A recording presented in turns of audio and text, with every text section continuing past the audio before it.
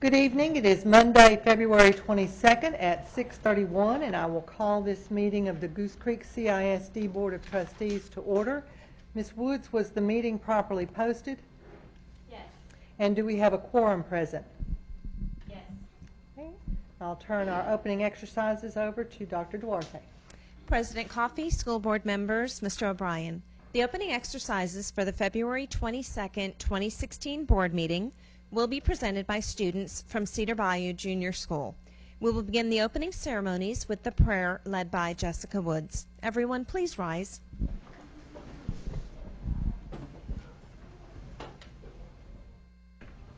Dear Heavenly Father, thank you for this day and the blessings it has brought us. Thank you for the many people here tonight as we come together for the purposes of serving our community.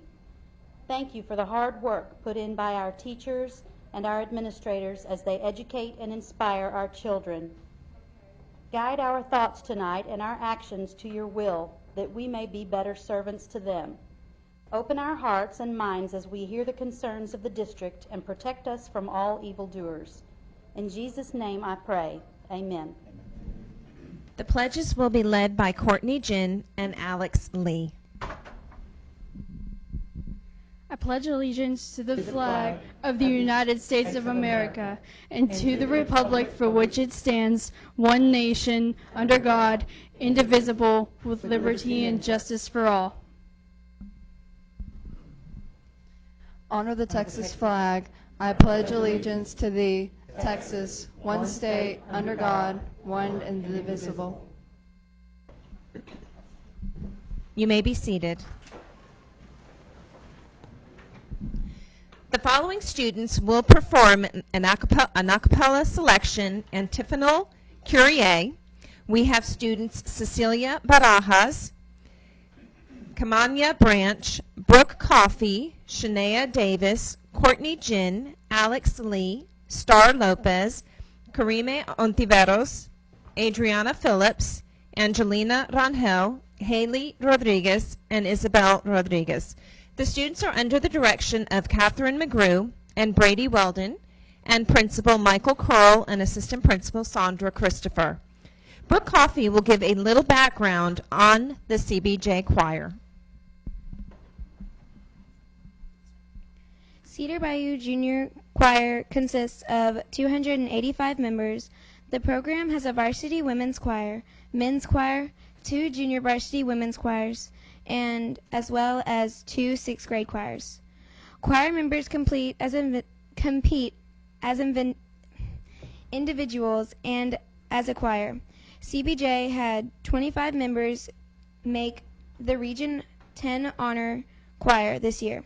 We also had 15 students make ones on solo and ensemble in UIL solo and ensemble competition. CBJ Varsity Women's Choir and Men's Choir have performed for local businesses and community organizations throughout the year. Tonight's musical a cappella selection is entitled Antiphonal Kyrie and is currently being prepared in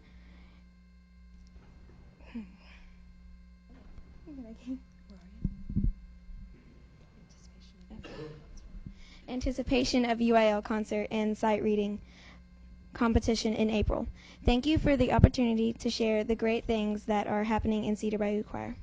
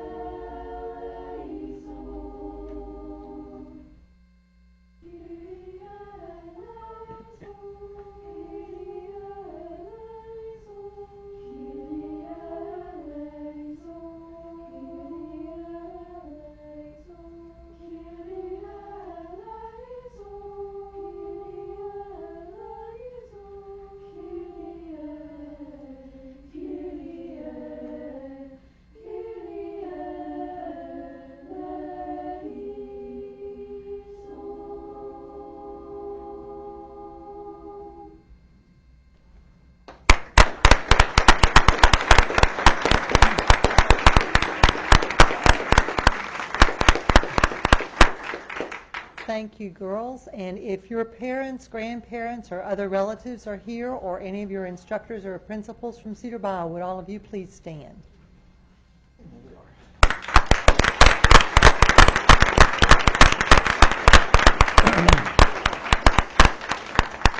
Thank you very much. On January 30th, 2016, 5 Ross S. Sterling High School students represented Goose Creek CISD's Career and Technical Education Department at the Texas Association of Future Educators state competition.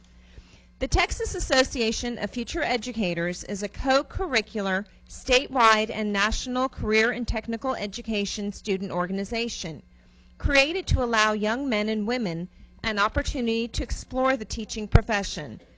TAFE is sponsored by the Texas Association of Secondary School Principals and is governed by a board of directors comprised of teachers, students, and principals.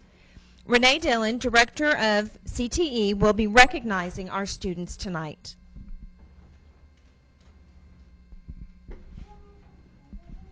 Good evening. February is National CTE Month, so we're excited to recognize this outstanding organization as part of our celebration of Career and Technical Education Month. As Dr. Duarte explained, TAFE is the Career and Technical Student Organization that serves our students in the Education and Training Career Cluster. Each of their competitions is aimed at building the skills necessary to become successful teachers. The first competition dealt with planning, preparing, and delivering effective instruction, which is at the heart of the work of all educators. TAFE's lesson planning and delivery competition challenges young educators to plan and deliver a lesson plan of their choosing to an actual classroom of students. There are 3 components of this contest: writing a lesson plan, delivering the lesson to an actual classroom of students in a 10-minute video, and a 10-minute reflection of the lessons with the judges. 2 students won first place in the regional competition and competed in the lesson plan competition at state level. Jenna Laird competed in lesson planning and delivery in the humanities division. Go ahead.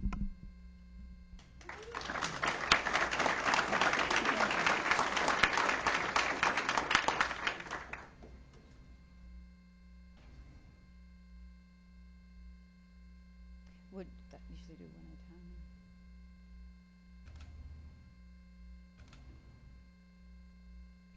Mackenzie Stewart competed in the lesson planning and delivery STEM division.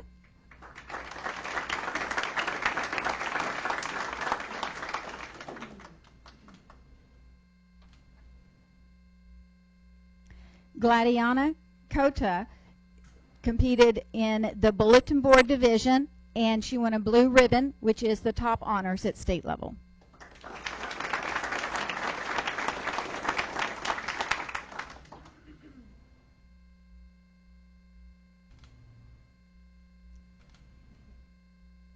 Mackenzie Stewart also presented a bulletin board at state and won a blue ribbon.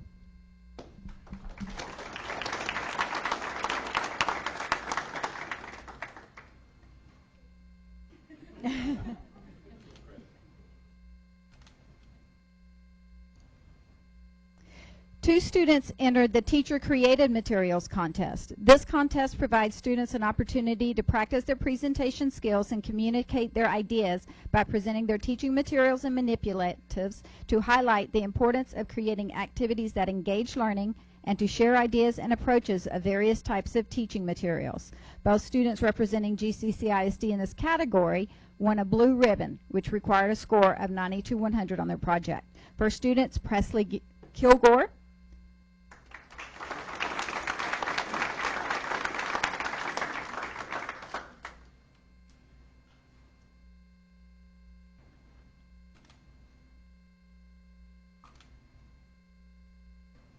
and we have Cortland McCormick.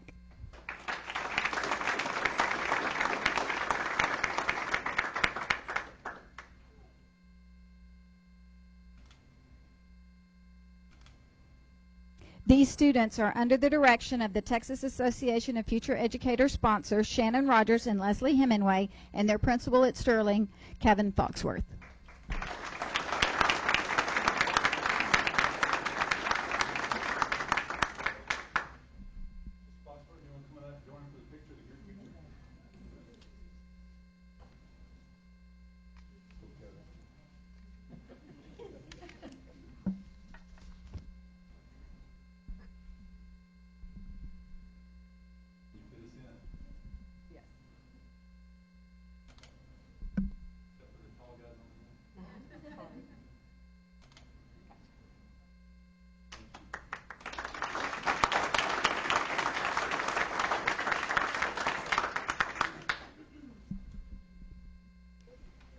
Next, we will be recognizing our Scholar Athlete Award, which is presented to athletes who are involved in varsity sports, demonstrate leadership and/or exemplary performance in team athletics and in the classroom, as well as participate in community service.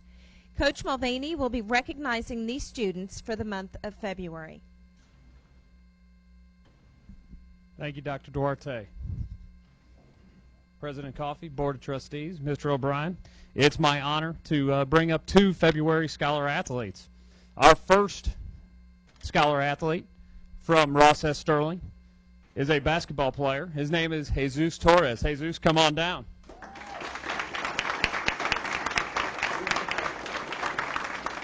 Jesus is under the direction of Coach Greg Smith and Principal Kevin Foxworth. If you look back in the corner, you might see some of the best-dressed coaches that I've seen in a while. Good job, Coach Smith and Coach Daniels. Jesus is a senior. He's ranked 73rd of a class of 590. He's also competed on the football team. Coach Smith writes, Jesus is the most loyal, dedicated, and hardworking individual you will ever meet. In our 4 years at Sterling, he has set the standards high for every student in our program and is a leader among our team. Jesus Torres, Ross S. Sterling.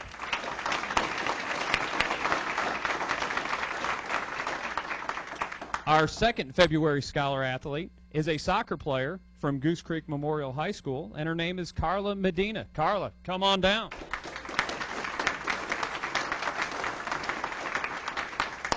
Carla is under the direction of Coach Roman Weezar, who's there in the back. Coach, go ahead and wave. And Principal Susan Jackson.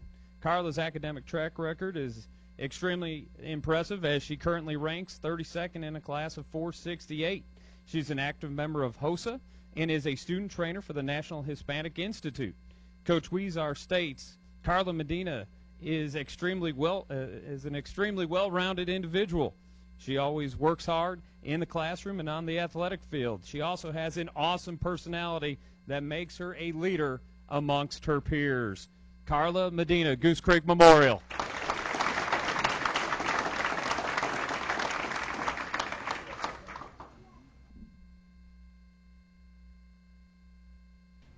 We would like to recognize 3 Goose Creek students. The girls are sisters who have gone beyond expectations for volunteering their time to numerous service projects in our community as well as in the Houston area.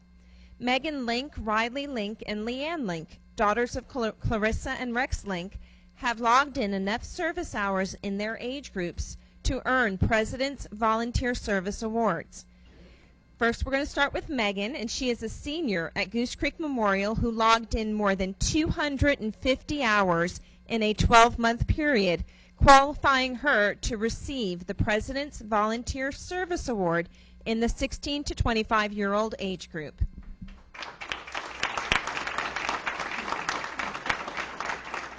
Riley, a seventh grade student at Highlands Junior School, completed between 75 and 99 service hours in the 11 to 15-year-old age group, making her eligible for a Silver President Volunteer Service Award.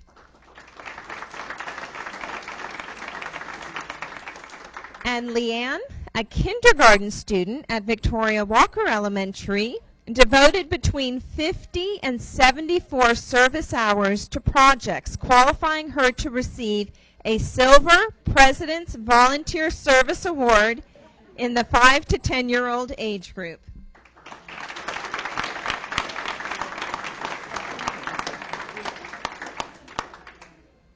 We at Goose Creek CISD are proud of these 3 young ladies for generously devoting their time.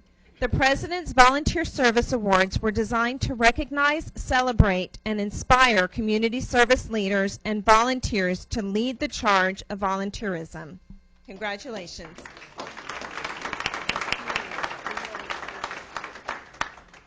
Next, we have Pete Cote, Executive Director of Support Services and Special Projects, who will recognize our United Way Superstar supporters. Thank you, Dr. Duarte. Good evening, Board of Trustees, Board President. We have tonight a presentation from United Way. I'm proud to announce that this year the Goose Creek United Way campaign raised $44,192.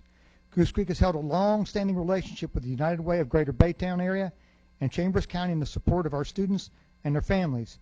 We would like to recognize campus facilities and schools for their exemplary performance and dedication to this campaign.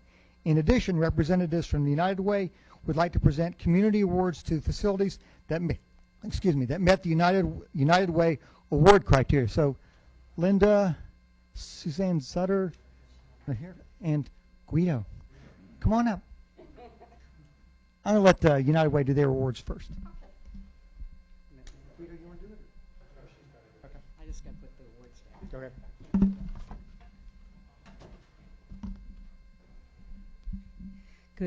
Good evening. It's a real pleasure to come again and present these awards for outstanding commitment by the staff and personnel of all the schools. We really very grateful. The community is grateful. The agencies and their programs are very grateful. But I also want to, before I start, thank Pete, because I know this was his last campaign before he goes on to retirement. And for the years that he's done in service, thank you very much. We couldn't. So.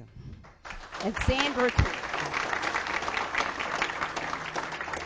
Okay, we're going to start with our participation awards, and Guido's going to distribute them as I read them. The advancement awards are for organizations that had huge increases in their participation as well or giving. So the first one up would be Goose Creek Memorial High School. They had 150% increase in participation and 180% increase in giving. They're coming. Come on down.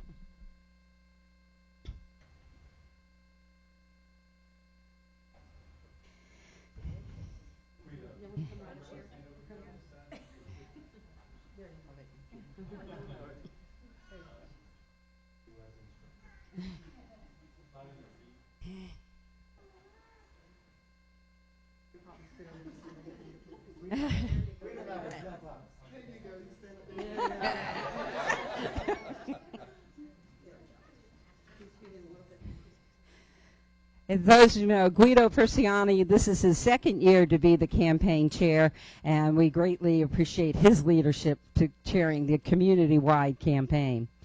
Second, Baytown Junior High School, all-time increases.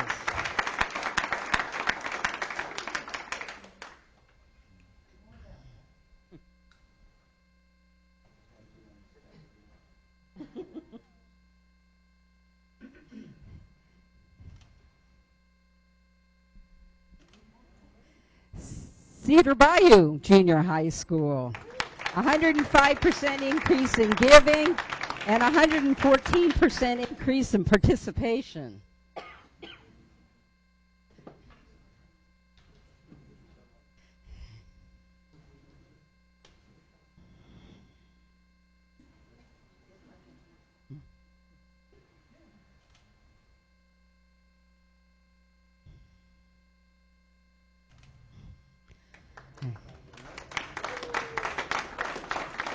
Horace Mann Junior High School. Horace Mann had an 86% increase in giving and 183% increase in participation.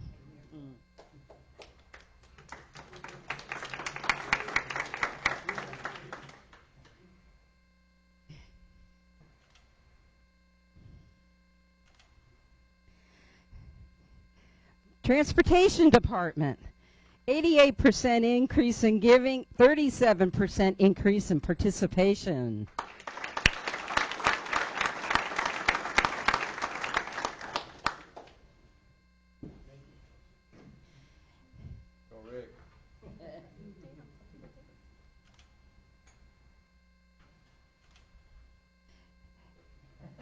Impact Early College High School with a 56% increase in giving.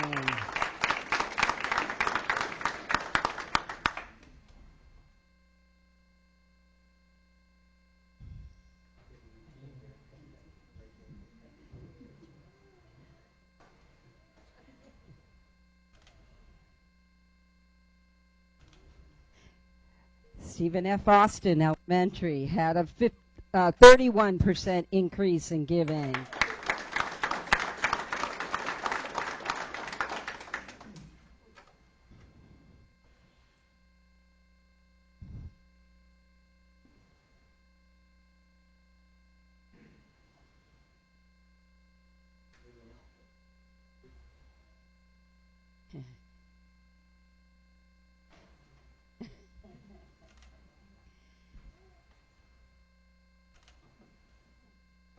Okay, and John Stewart Career Center had a 52% increase in giving.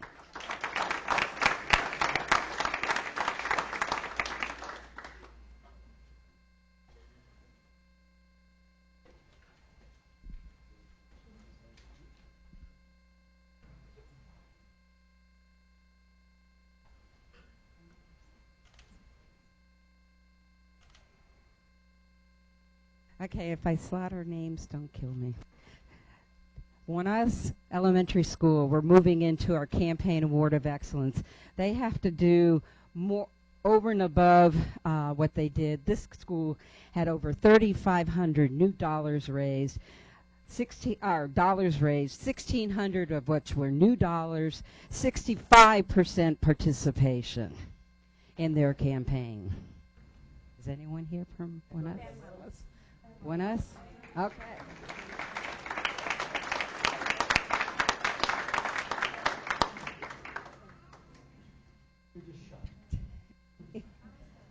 You should be. No.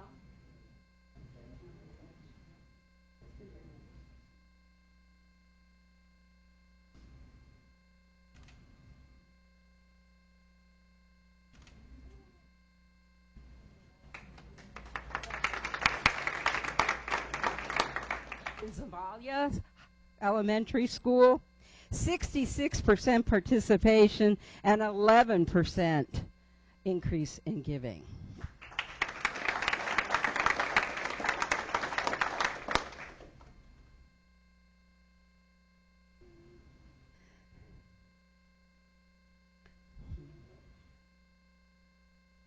Almost done.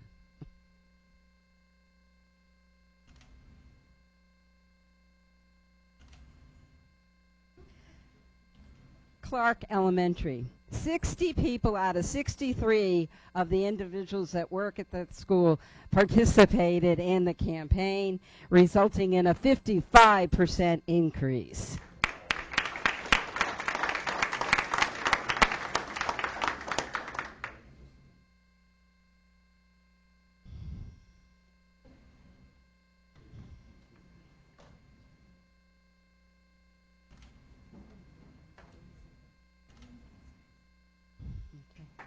E.F. Green TMS Center. E.F. Green Center. Anyone? 69% increase in participation.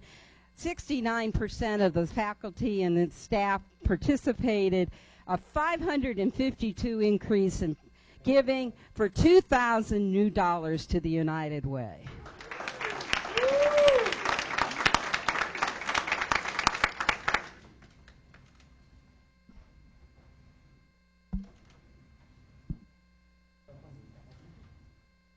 And last but by far not least, our mainstay, Travis Elementary. 34% increase, 52% participation. Thanks, Karen. And again, thanks to all the great participation support of your United Way.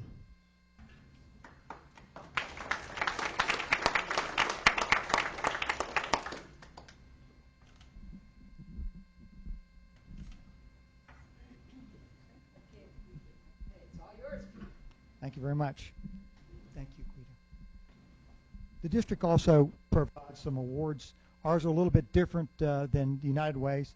We'd first like to give our Outstanding Participation Awards. There are 3 winners in this category.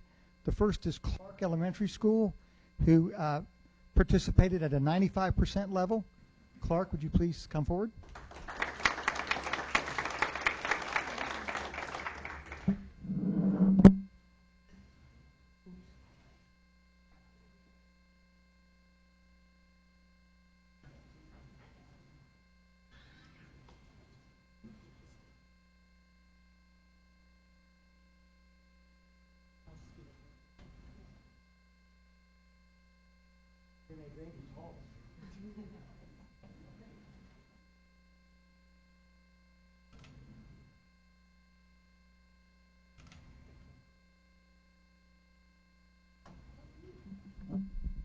Next was TMS with a 69% participation rate. So if you come forward again.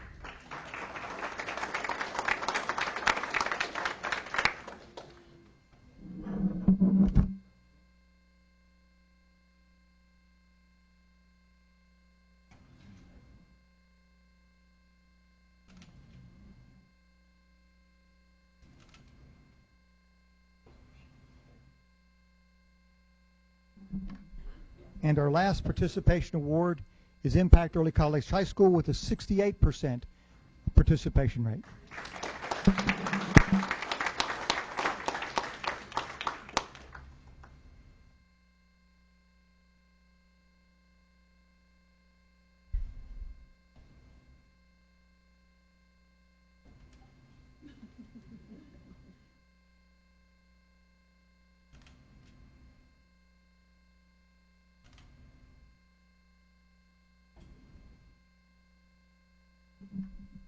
Our next category and last category is highest contribution, we mean in dollars. For our smaller facilities, two basically tied. Laura, you might want to come back. Impact was one of the winners at the small facility, giving $2,435. So we've got another award for you.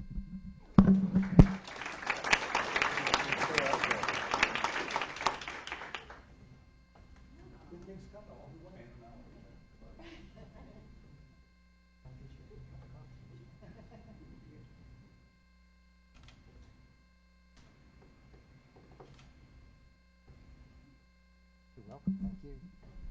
Also at the small facility, TMS won with a total of $2,305 in giving. So, Brandy and Matt.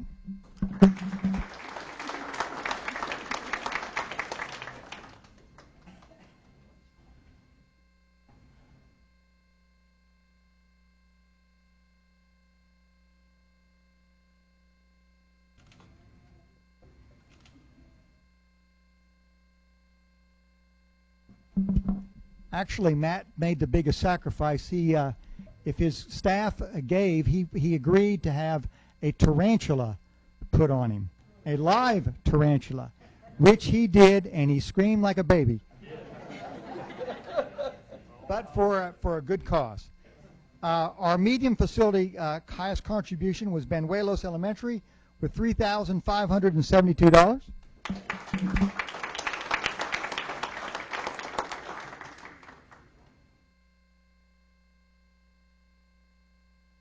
They didn't have to do training.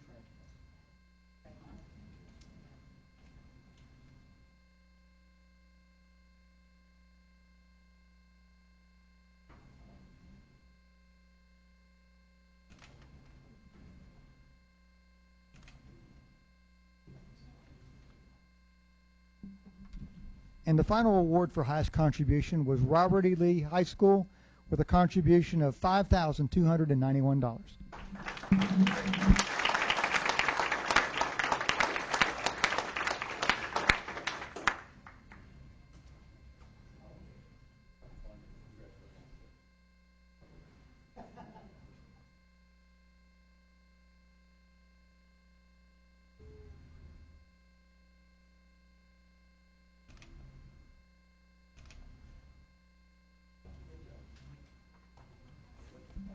Thank you very much.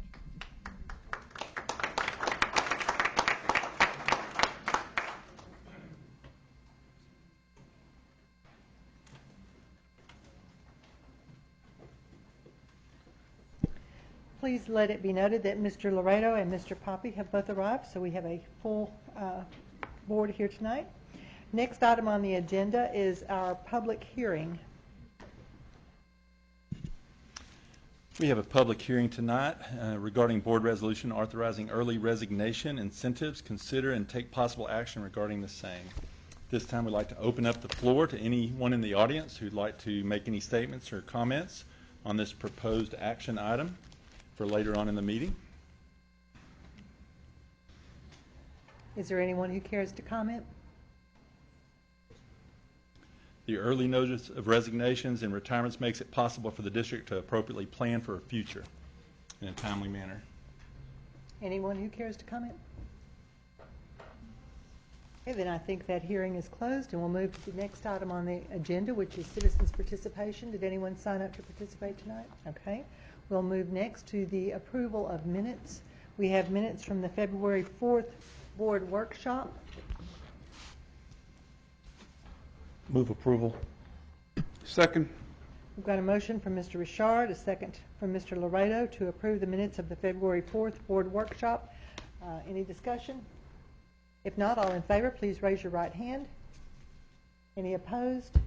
Any abstentions? We have 5-4-0 opposed and 2 abstentions.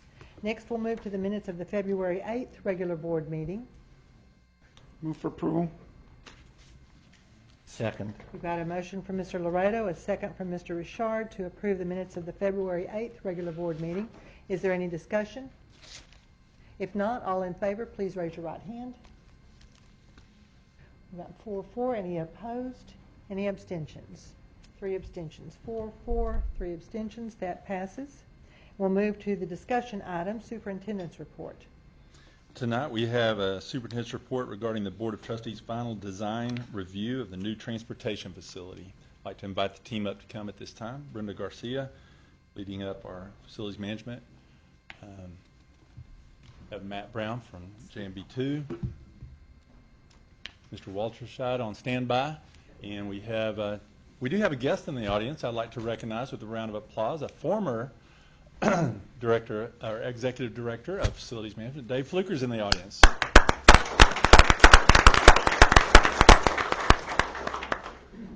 Good evening. I'm going to turn it over to Matt, and he's going to present the Transportation Center to you. I think Dave Fluker's here because he wants to see the actual final review and approval of this project. It's been a long time in the coming.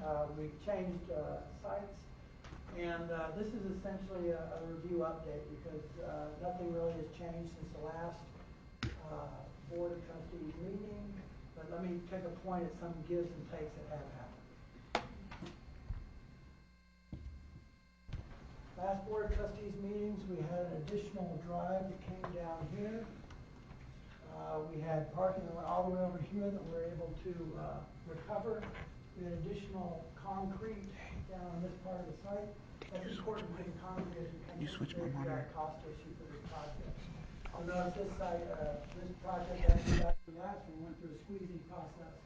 We're a very efficient site now and have recovered hundreds of thousands of dollars in concrete that we did not use, and it did not lessen the ability for this to function. As a matter of fact, I think it actually improved it.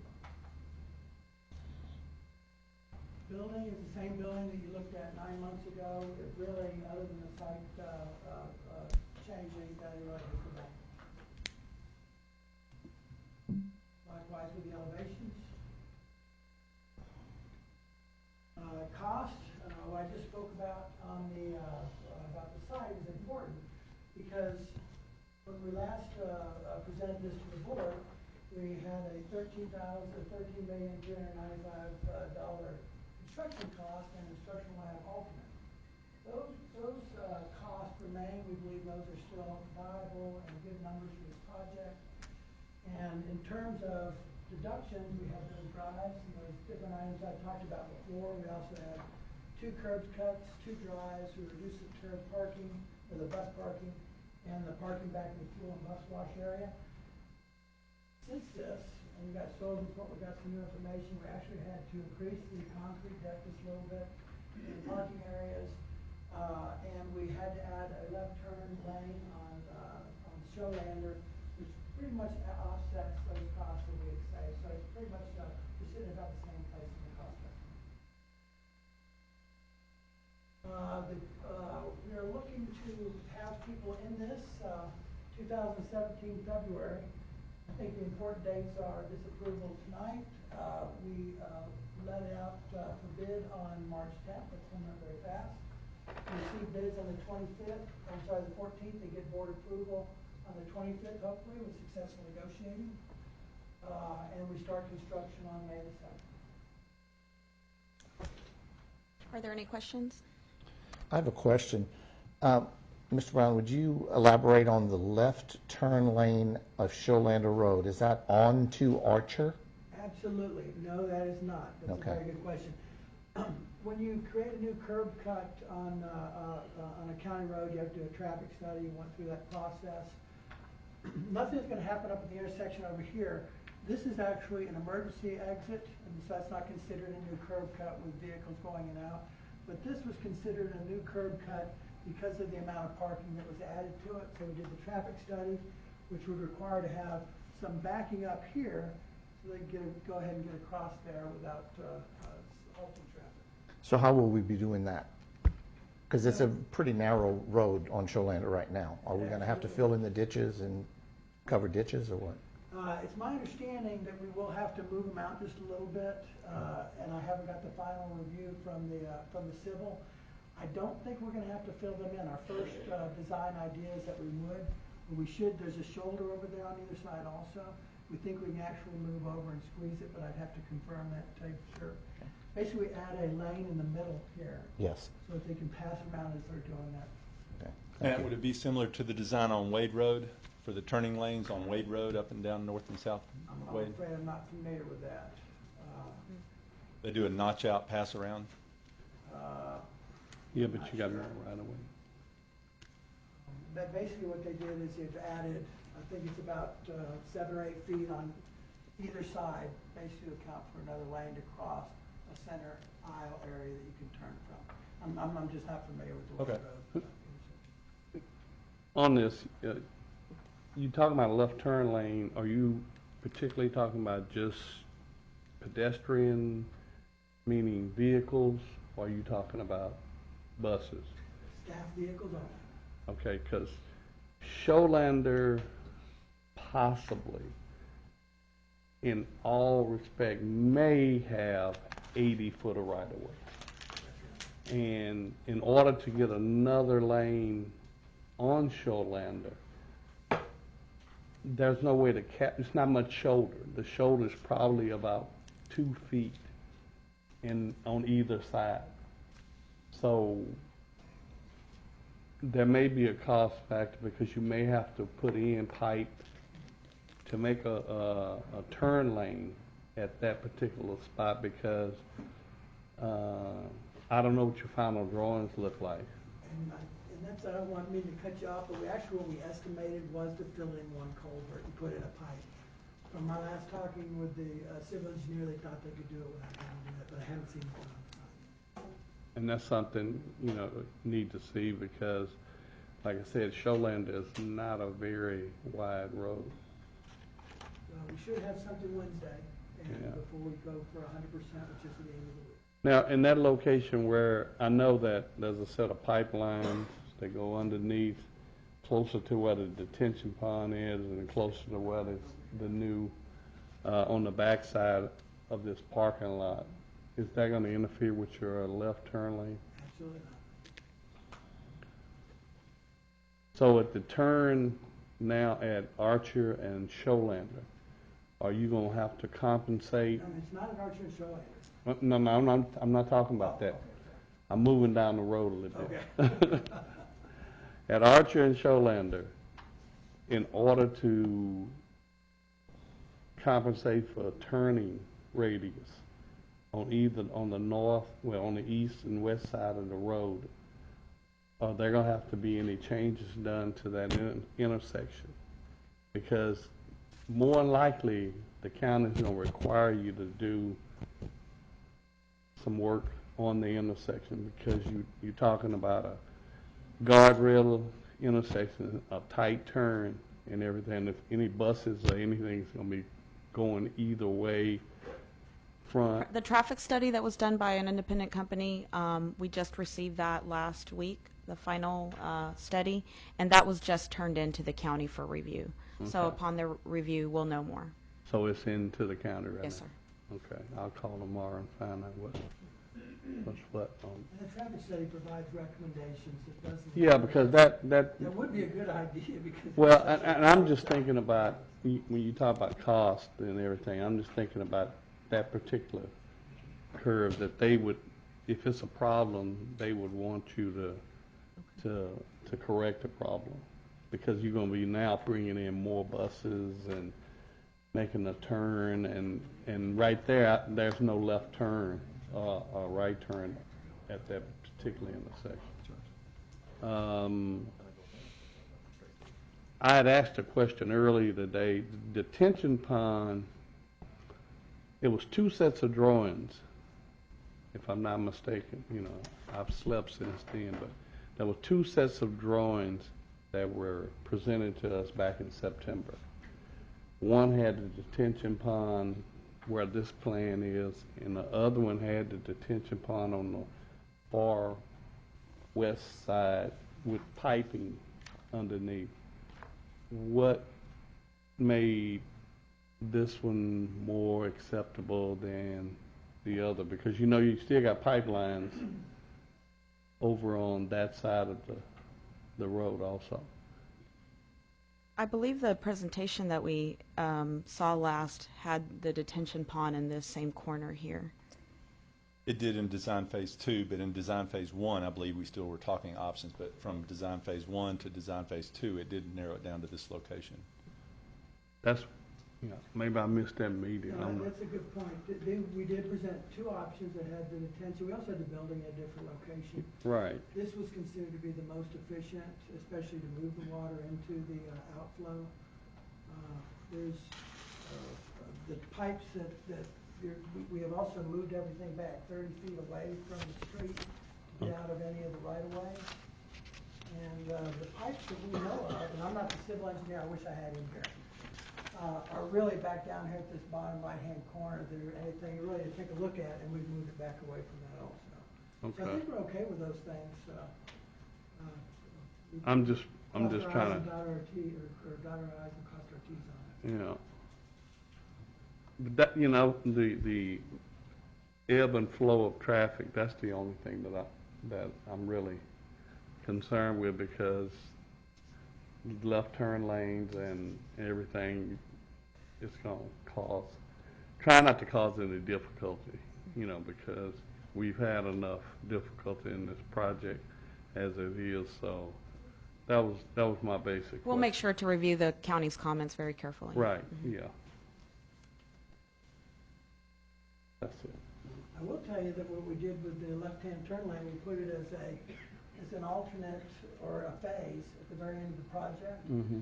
There's a chance that they could at some point maybe widen the Sholander Road, and it would be nice if we could get the county to do that, and we could actually save that money for that left turn. Well, we've understood that it's going to happen. It's just a matter of when that will happen. Well, then we need to hold up. We've moved back the left-hand turn towards the end of it in hopes that we don't end up having to spend that money selling money found at that point. And one other person that probably comment on Mr. Sampson's concerns is Rick, we've talked about traffic patterns. Right. And you One can thing address that if you like. Mr. Sampson, what I can tell you is that administratively, when this site was decided, we decided along with that the safest course of action, not only for our buses, for the community, is we don't want, and we've done this for quite a while, I can remind you, is we do not take right-hand turns on to Sholander from Archer. And we won't. And so, and we don't take left-hand turns. Okay. So the only direction, and now the reason we, in the past, we could go I guess if you will, south on Shoalanders because we had an exit. This will literally take away that exit. So most of our bus traffic will actually go out west towards Maine. So the existing long drive that was put in doing that reconstruction, that infamous parking lot, it's going to disappear? Or is it going to become this where the staff and visitors? It'll become where that staff. Okay, so it won't go all the way through? Correct. It'll be used for emergency exits only. It's actually just north of the staff parking lot, as you can see right there, and it's going to have a gate just directly south of the detention ponds, about where that, if I'm looking at the scale here, it's about halfway in between. It's about halfway in between those two entrances. Okay. So it'll be for emergencies only, fire trucks, anything at night for football games, anything they may need to bring in there. But for daily usage, it will not be used. That is not in our plan, and nor is it our desire. So all of that was done in the traffic analysis? Yes, it was. Mm-hmm. Okay. And that's a proactive step we're taking as well. Okay. Are there any other questions?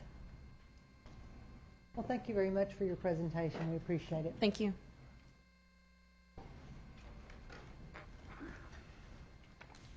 Next item on the agenda, we're moving to action items. Item A, consideration of one-time payment for early notice resignation or retirement to any full-time teacher, nurse, librarian, and speech pathologist. I'd like to invite Mr. Chapa up from our Assistant Superintendent of Human Resources to talk about that. Madam President, Mr. O'Brien, and members of the board, tonight the Goose Creek CISD administration is proposing for your consideration a resolution to continue an early resignation/retirement incentive. The resolution would need to be reconsidered each year so the board can review whether or not the intended financial benefits for the district is being achieved. A $500 incentive period, if approved, would begin tomorrow, February the 23rd, 2016, and run through March 24th, 2016. I'll be happy to address any questions or concerns. Mr. Chapa, do we know how many approximate employees took advantage of this incentive last year? Yes, sir, 55 employees. Thank you. Any other questions? I'll entertain a motion. I'll second. We've got a motion from Mr. Poppy, a second from Mr. Richard to approve this item. Any further discussion? If not, all in favor, please raise your right hand. I see 7-4-0 against. That motion passes. We'll move to item B. Thank you so Mr. much. Chapa. Thank you.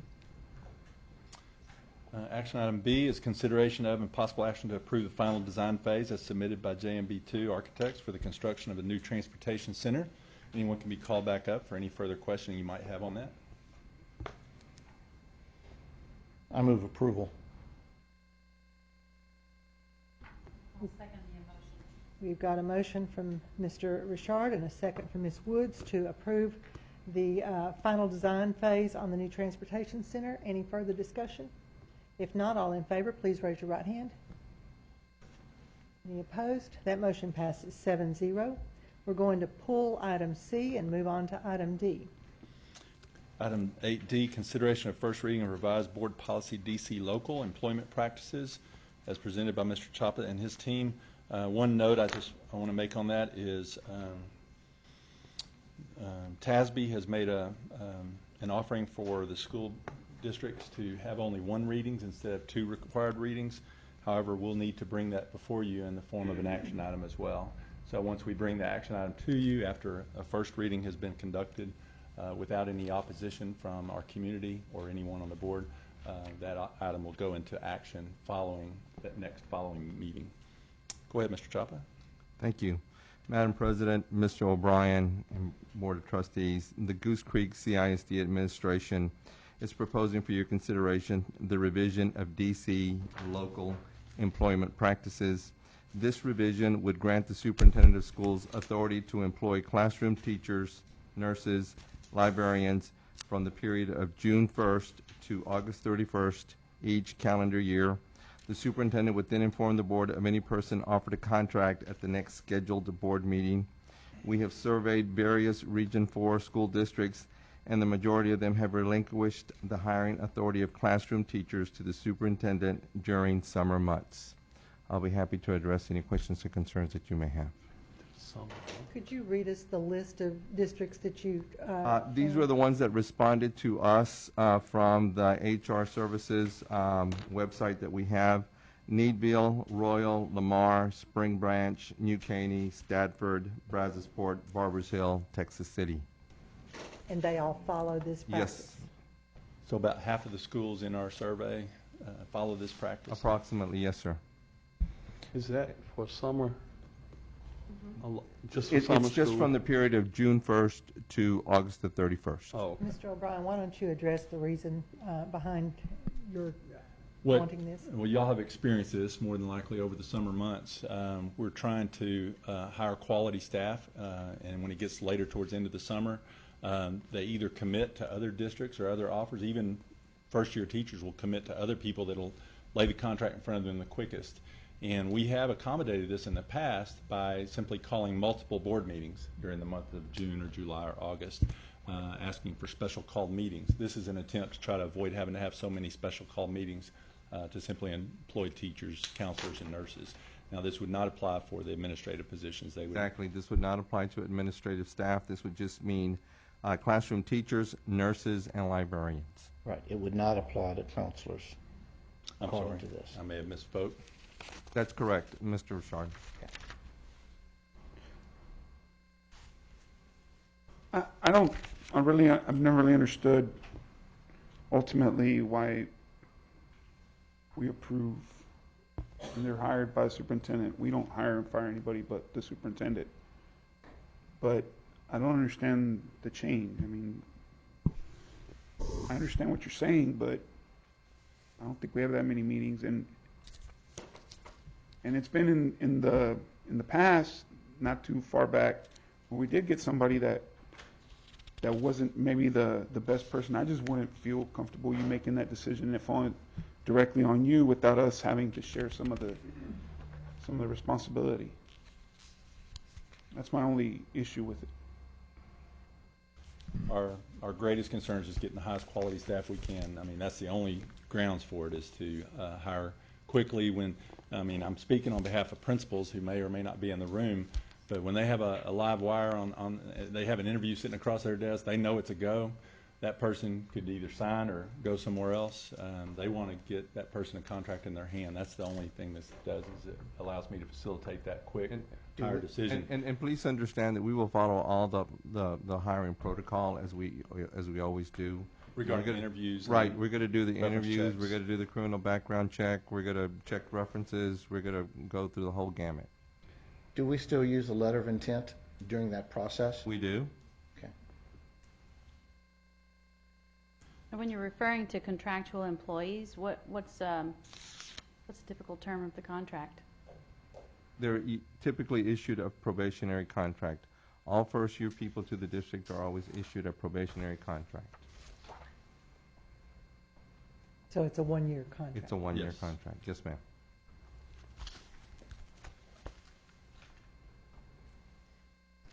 Just one contract.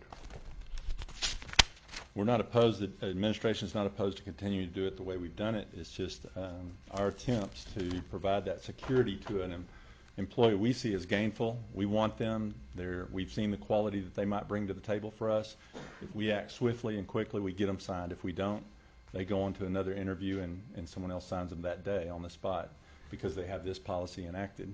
And at least half of the school districts that we compete with have this policy in place. Exactly. So let me just throwing out a monkey in a wrench. Yes, sir. If I'm an employee, someone trying to get a summer job that June through August 31st, and I sign a one-year contract, right? Now, what if at that position that you hire me at, that you already have someone in that position that's under contract already, which we have the contracts such as where you can't get rid of anybody? What are we going to do with this person with another one? Well, these are only for vacancies. Yeah. These are not to. That's what I. It's not for reassignment. But that, I asked Follow the what you're question saying. in the beginning, was it for just the summer? And everybody said yes. No, Then these I would be hear for one-year vacant positions contract, that we so. currently have in the district. Yeah. Yes, sir. But that's what I was asking. That's why I was given a hypothetical Yes, sir. situation, like, is this a one-year contract, meaning someone we hiring to be here for that long period of time, or was it gonna be a summer situation? No, at-will employees do not apply to this. Okay. Right. This is really just so that during the summer, hires can occur without our having to meet more frequently than we typically do in order to get the hires we want as soon as possible. How often do we meet now on average? Twice a month.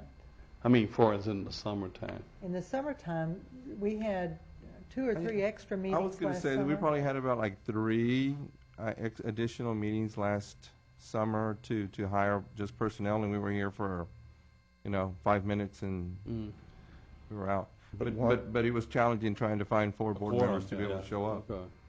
But if I'm not mistaken, those were all August meetings, because we run into the time crunch of getting them here before new teacher orientation. Yes. July and August, yes, sir.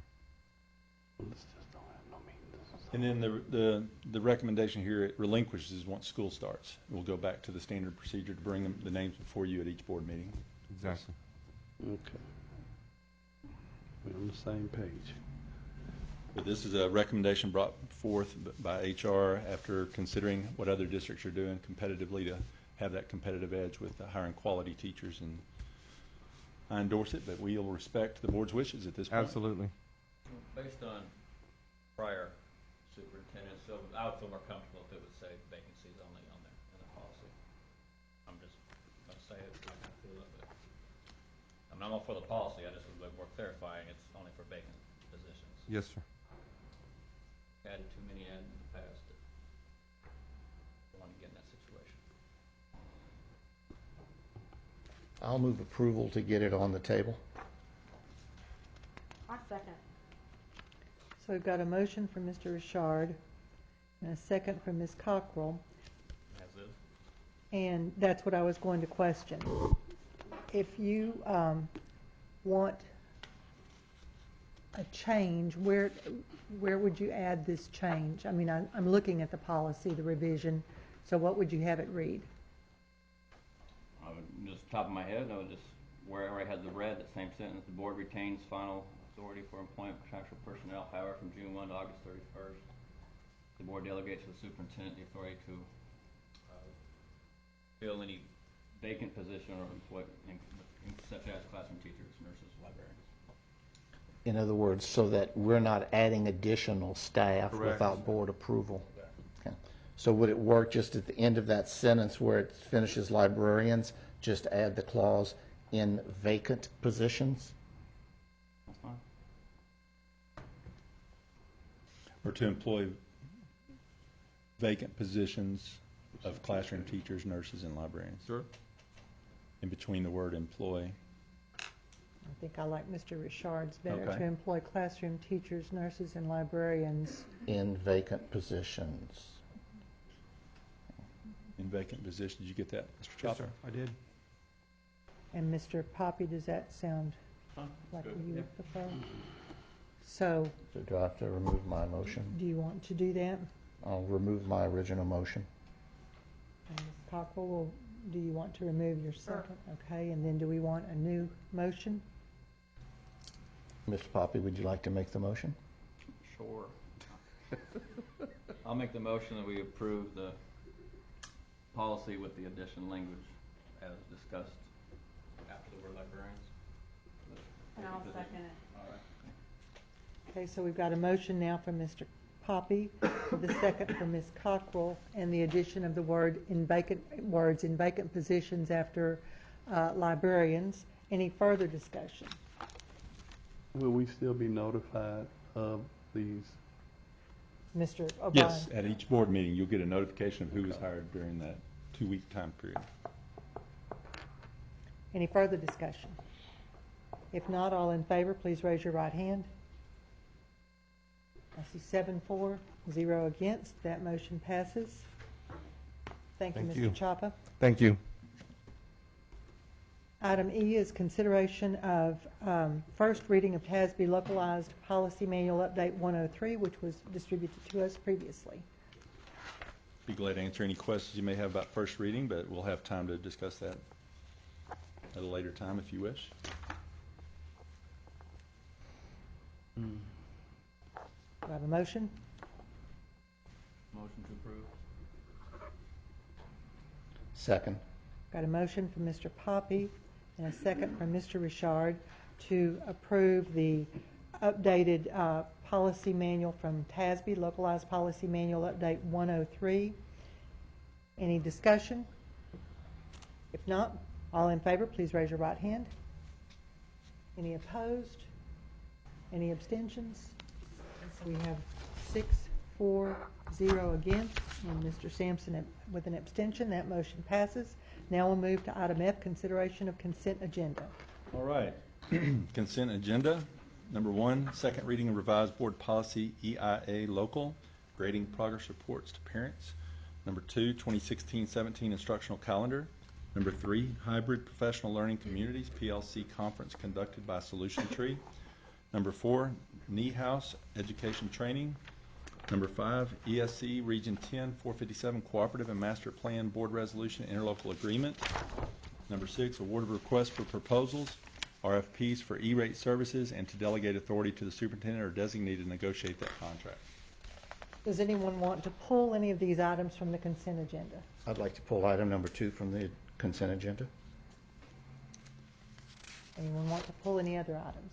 I have questions about number 3 and 4 that I guess we can discuss once they're on the table. Okay.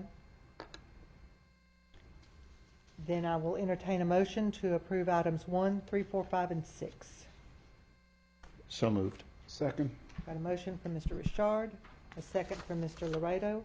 And Mr. Richard, you've got questions? Yes. Question, Dr. Duarte, Mr. O'Brien, on the hybrid PLC conference and the knee house education training, I'd like to know the projected timeline for implementing that, and will it pull teachers off the out of the classroom to implement those 2 items? Good questions. The hybrid conference is going to be held in July, and it'll be a 3-day conference, and we'll have 10 participants from all 28 campuses, so it will not pull them from the classrooms or summer school. Okay. The Night House training will also be during the summer, and then you have some dates throughout the school year, and that is specifically supporting our at-risk intervention and dyslexia teachers. So they'll be coming in and doing some modeling with our staff. So it would not be for core subject teachers during the school year? That is correct. Thank you. Any further discussion? Got a motion from Mr. Richard and a second from Mr. Loretto to approve items 1, 3, 4, 5, and 6. All in favor, please raise your right hand. Any opposed? That motion passes 7-0. Now we'll go to item 2, the instructional calendar. Do we have a motion? So moved. I'll second. Got a motion from Mr. Loretto and a second from Ms. Woods to approve the 2016-17 instructional calendar. Any discussion? Yes, I have some questions. I don't know if the rest of the board, Ms. Garcia, did the rest of the board get the chart of information I asked for on the minutes and the instructional day? You sent that to me today at the request of Mr. O'Brien. No. The rest of the board didn't. Okay. What I had asked for board members was to know what is the bell schedule going to look like on these 2 calendars, specifically the high school bell schedule. If you notice closely, one of our calendars has, is it 6, Dr. Duarte, built-in PLC days? 6 built-in PLC days, and we increase the instructional day for students 15 minutes at each level. Is that correct? That is correct. Okay. And then the second calendar that was voted on by the staff It basically looks exactly like it does this year, but there's like no holidays in the whole time.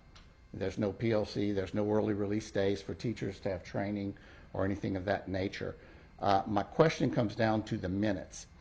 If we would look at calendar B, is it necessary to add 15 minutes to everyone's school day, particularly the junior high day, who already was going an extra 15 minutes this year?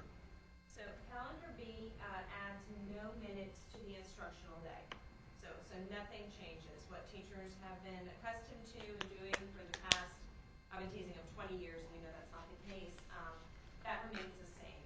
On calendar A, we've added 15 minutes to the instructional day at the elementary and the high school level. 15 minutes overall within a teacher's workday. So we still have either 30 minutes at the end of the day, 15 minutes prior to students for duty, meetings, whatever it is that your business that you're conducting. Now, you said that was just at elementary and secondary. I believe junior high. Instructional time. For the junior high, it's adding 15 minutes to the teacher's My time. question on the junior high is why are we changing the start time and the end time? If we're not changing the start and end for elementary and high school, why is it necessary to change it 10 minutes for the junior high? Because of the transportation issues. To be able to get to the bus, because the kids are going to get picked up 15 minutes later from the high school. That pushes back the bus running at the elementaries, which needed to push back the bus running for the junior highs. They would not have had time to get from an elementary route to a junior high route if we did not move their day back 10 minutes. So our junior high teachers will be instructing students for 7 hours and 7.5 hours instead of 7:15, because they're already doing 7:15. Right, so they'll stay 7:15. What it does is it pushes their start time 10 minutes back and their end time 10 minutes back. So the 7:15 remains the same. What time? What are the times? Yeah, What was are sent to the me times? today. That information was sent to me today, and I thought it went to everyone. I'm sorry. That's okay. Okay, times for who? For all of them. Okay. Current or what's going to be for next year? Yeah, that are proposed for next year. Calendar B, calendar A proposed at the elementary level, students would go to school 7:45 to 3:15 or 8:15 to 3:45 because you have early and you have late campuses. Okay, and junior high would be? Junior high students would go to school 8:50 to 4:20. Okay. And high school would go 7:15 to 2:45. And for calendar B, it'd be basically what we're already doing. Correct. And just to clarify, the motion that we have is to approve calendar A, which is the recommended action. And we're taking kids out of the class. There's not going to be school days, basically one day a month for the PLCs, correct? One day every 6 weeks, correct. So that creates issues for families who have full-time parents, single parents at work, to try to find daycare 3-4 extra days a year.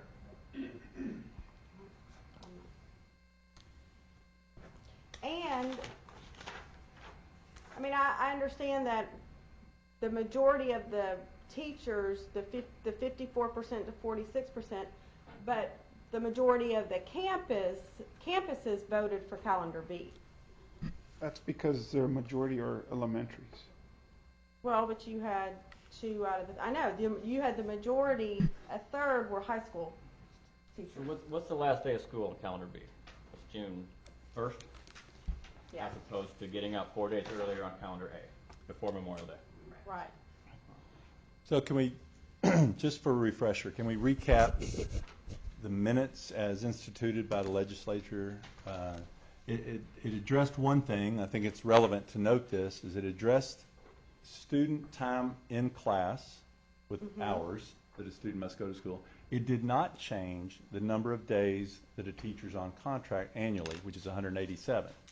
So it's up for us to develop a creative path in which those teachers still work 187 work days, yet allow the students to complete their time in whatever time we deem is appropriate or necessary to accomplish their academic goals each year. So A lot of school districts have opted to end before Memorial Day even. There's no limitation as long as they get the 70, May 15th, yeah. You can't end before May 15th.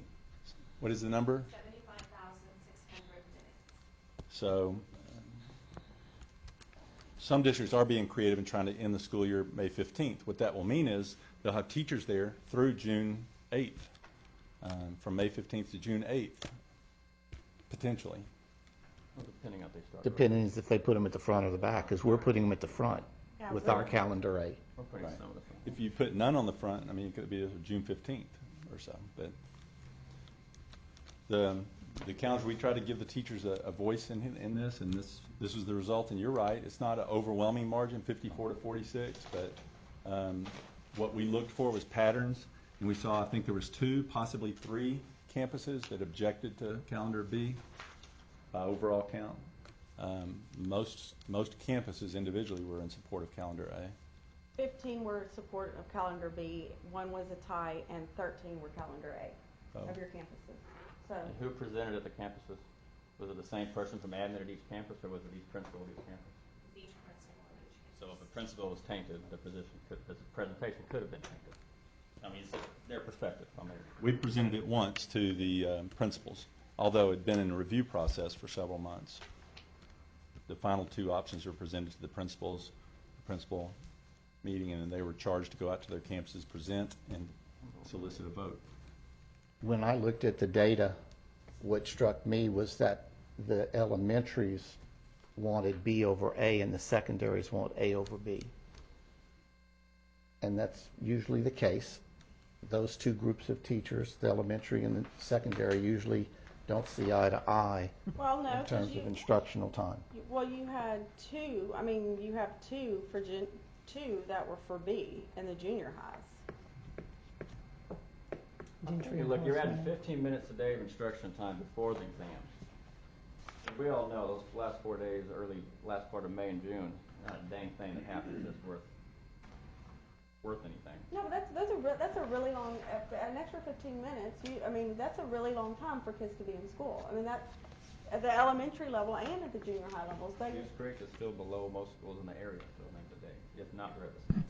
I don't think that, I mean, if we're going to give it to our teachers to vote and the overwhelming amount votes for something, then we turn around and say, no, you know what, we're not going to do that.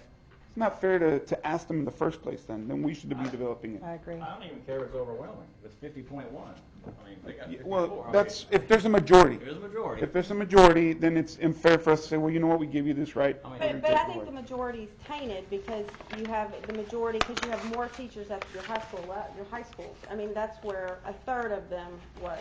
But I mean, it went to them, but I'd like to know how it was presented. I mean, I'd like to know a lot. I don't know why we have votes. Well, I can honestly say at Highlands Junior, there's about 80 teachers and only 38 of them voted, so I think we're still going to be tainted one way or the other. You know, if they don't vote, then they don't have a voice. Well, I would say. More votes this year than we had the Right. previous So, couple I mean, years, a vote's a vote. Right. Our participation level is significantly up compared to the years past of teachers voting on the calendar. So we're kind of pleased with that voter turnout. We wish it was overwhelming 2-1. It would be clear cut. What is our participation? We had 1,095 votes cast out of how many eligible voters? 2,500.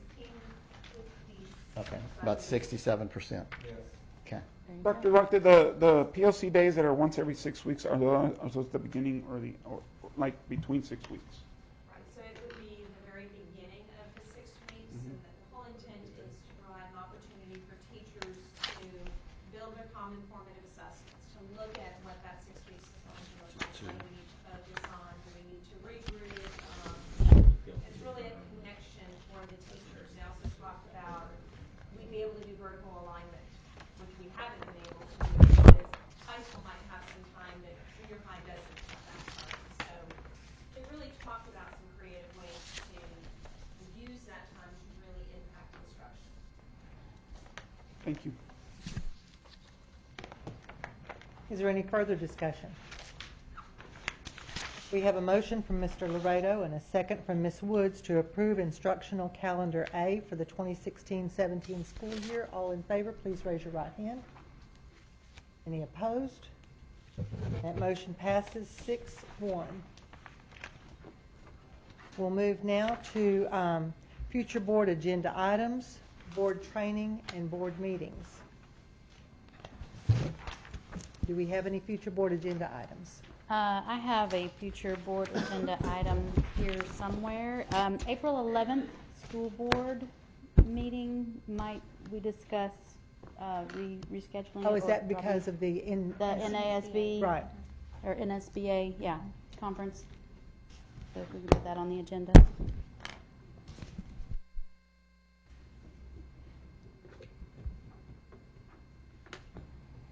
Any other future board agenda items? I would like to see us discuss continuing contracts. I'd like to see those grandfathered, done away with, and go to strictly term of probation from here on out.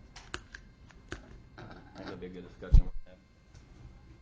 So that's a discussion item at first, initially. Is that what you're saying? I'm all for action, either one. Okay.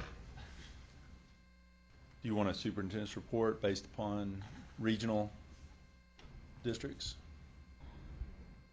There's only 2 in the state that use them. Do we need to go through that process? Okay, skip that step then. We're one of 2, yeah. Are there any other future board agenda items? Yeah, if this is budget-wise, you know, I look at our board goal number 4, and it says be fiscally responsible and maximize state funding. I think we should include in that also local funding, our own budget, and be more fiscal. I think that sometimes we have too many budget items that come up on the agenda, and it's kind of like items that hit you in the head when you were not looking. So I think that we should have a better understanding. If you're going to budget certain items, you need to budget them when you make up your budget at the beginning of the year. And we've worked towards, just to respond to that, Ms. Chancellor, we had budget amendments almost every board meeting in the past, and so I've worked really hard to not have them every meeting or even every other meeting, but to have them focus on having amendments once a quarter. So once a quarter, you should see a budget amendment that's going to be for an unplanned for, unaccounted for event sometimes. Yeah. But sometimes they do exist, but I agree with you. We need to be fiscally responsible for our local funds as well. We're looking at various ways to better use efficiently our federal funds, which will have a better impact on our state funding as well. We're currently doing a staffing ratio. Our principals are receiving that information as we speak to ensure that we're running a lean machine. The agenda item that was pulled would cover that as well. So then whenever that comes up again, you know, meet that requirement or goal. Board training, we've got a convention coming up in Boston in April. The National, I always get those backwards, National School Board Association, is that how that goes? Okay. Then board meetings. This evening in closed session, we're going to be discussing our superintendent evaluation, a formative evaluation, and I wanted to know if we want to set a meeting prior to our next regular board meeting, which is not until late March, well, I say late March, March 21st, to go over the results of our evaluation with Mr. O'Brien. We have a meeting on the 10th, which is just a workshop at this point. If we want to do it that evening or set a different date or just plan on the 21st. I just wanted to hear what you want. I have a Deer Park meeting on the 21st. So I don't know when I'll get here. Okay. Any other day. But on the 10th? 10th should be fine. Would you all want to add The 21st. visiting with Mr. O'Brien regarding a superintendent evaluation to the meeting on the 10th? Spring break. Right, okay. I'm here playing softball. We're having a meeting on the 10th? We're having a meeting on the 10th for rezoning, considering rezoning, a workshop. So we want to have it on the 21st. Is that okay with you, Ms. Kaufman? Be a way to Okay. consolidate. Yeah, right. Okay, so that's what we'll do. We'll just plan on discussing the evaluation results in conjunction with what we do on the 10th of March. Oh, okay. And then if we need that on the 21st, we can. So this evening, we have action items, consideration of personnel. Our closed session could go after that if no one has any questions regarding personnel, any other reasons to go into closed session. We could finish our business, then go into closed session to do our superintendent evaluation, and everyone could go home that wants to go home. I'm sorry to do it, but I need to go to closed session for personnel. For personnel, okay, that's fine. Then at this point, we will recess into closed session pursuant to the following sections of the Texas Open Meetings Act. 551.071, 551.072, 551.073, and 551.074. No action will be taken while the board is in closed session. 3, and the board will reconvene into open session. No action was taken while the board was in closed session. And we will move to item J, consideration of personnel. Administration would recommend that we accept the resignations of Kimberly Briscoe, Catherine McQueen, and Jacqueline Nora.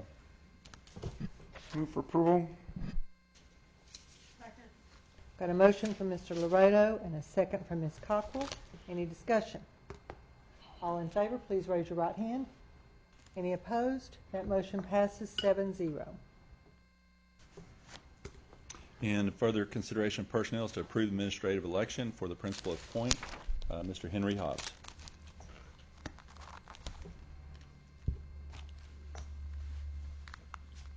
Do we have a motion?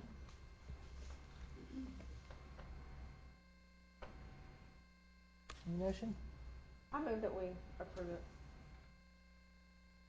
We've got a motion from Ms. Cockrell. Do we have a second?